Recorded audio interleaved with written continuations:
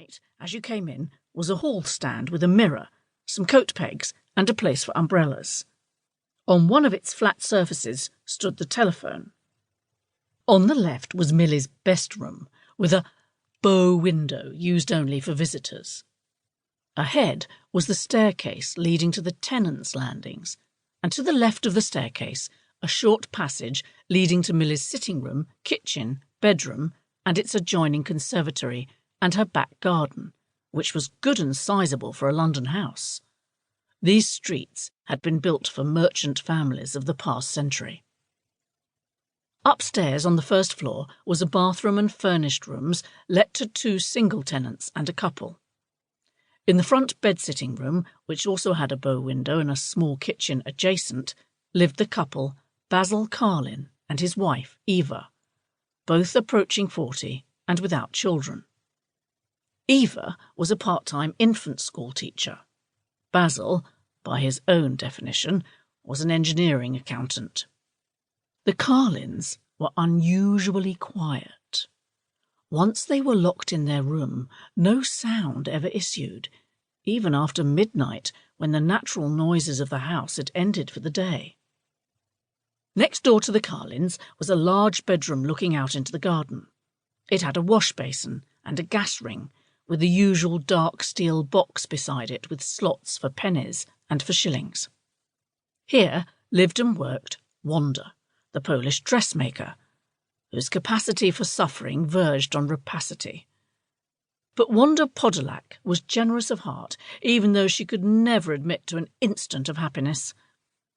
She had many visitors, some clients, her ladies she called them, volubly having their dresses fitted, some compatriot friends, some of whom she described as enemies. Most of her visitors came from 6 o'clock in the evening onwards, after their hours of work, the clients being given preference over the friends and enemies who had to wait on the landing till the fittings should be over. When Wanda entertained, she didn't put away her work. The buzz of her sewing machine went on intermittently, together with the sonorous Polish voices of the men, the clamour of the women, and the clatter of cups and saucers as tea was prepared. The Polish conversations seemed all the louder for being unintelligible to anyone passing Wanda's door. At the far end of the first landing was a smaller room, occupied by Kate Parker, a 25-year-old district nurse, small, dark, plump, with round blackbird-like eyes and white gleaming teeth. She was a Cockney. She seemed to give off vibrations of vigour, and certainly she had great courage. Kate was frequently out for the evening or away on a job, but on the few nights she was at home, she cleaned her room. She was very thorough and eager about her cleaning, indeed about everybody's house cleaning. When she entered anyone else's room for a cup of tea or to take their temperature, she would often say politely, "Your room's nice and clean?" If she failed to say this, it meant that your room wasn't clean.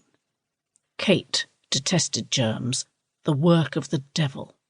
So on the evenings when she was at home, she would haul her furniture out on the landing and scrub her linoleum with Dettol. The furniture, too, would have been scrubbed with disinfectant had it not been the landlady's property. Milly, long-suffering though she was, had objected to her table, chairs and bed being so much as wiped with a cloth impregnated with the stuff. It was enough, she said, that the house smelt of hospital after Kate's energetic cleaning. She gave Kate some lavender wax to clean her furniture with.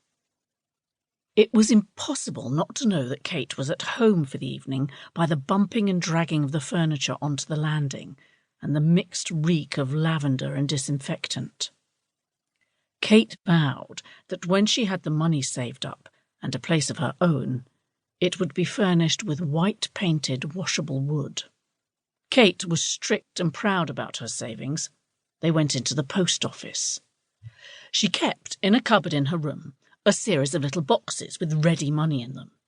They were respectively marked electricity, gas, bus fares, lunches, phone, and sundries. Kate manicured her nails very carefully before going to bed, after the cleaning and hauling was over.